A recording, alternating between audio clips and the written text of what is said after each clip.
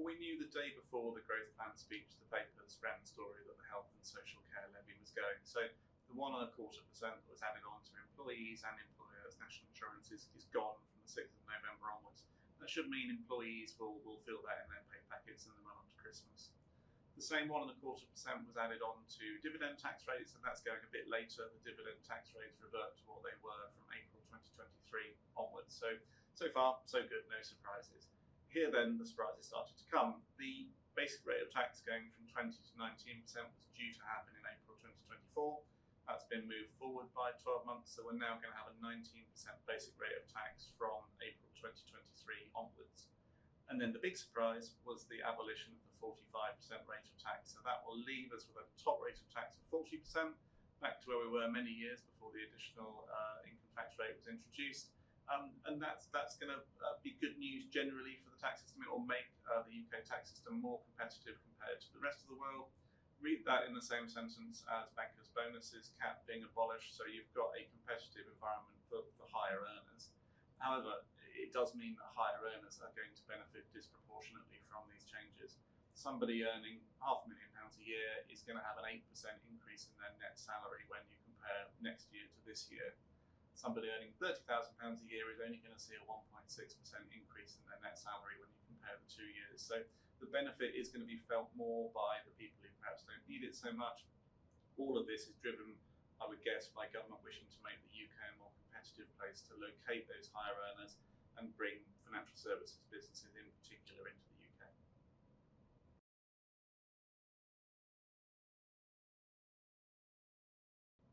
So it trailed in the papers earlier this week.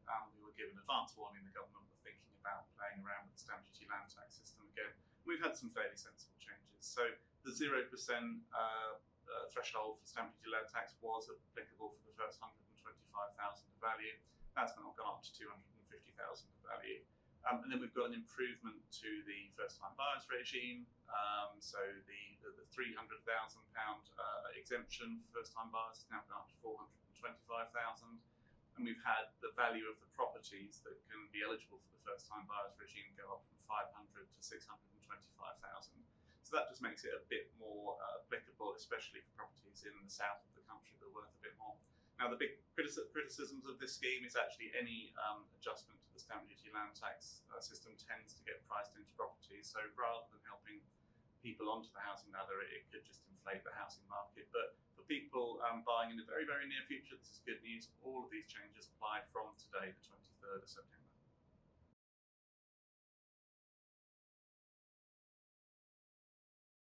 Well, we knew Liz Truss wanted to have another look at the off-payroll working rules, or the IR35 rules. We didn't expect what we got, which was an abolition of what was introduced in 2017 and 2020 for the public and private sectors, respectively.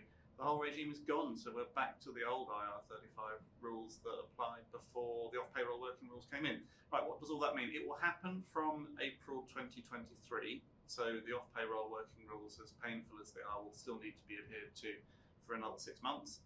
After that point, there is no obligation on businesses to assess the status of the contractors that they use. It will go back to being a contractor obligation to determine their own tax status.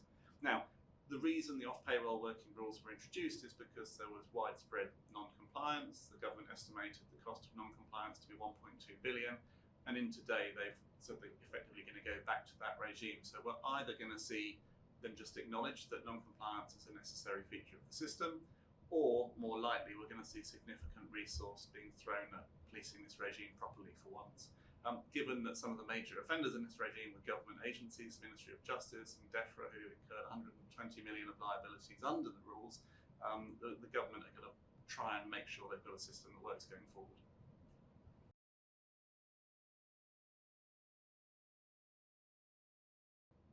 Well, again, trailed. We knew that Liz Truss was certainly considering this, that the proposed increase of the corporation tax rate from 19% to 25% that was supposed to take place from 1st of April 2023 onwards, that's all gone now. So we're going to stay at the 19% rate for all companies of all sizes. So that's good news.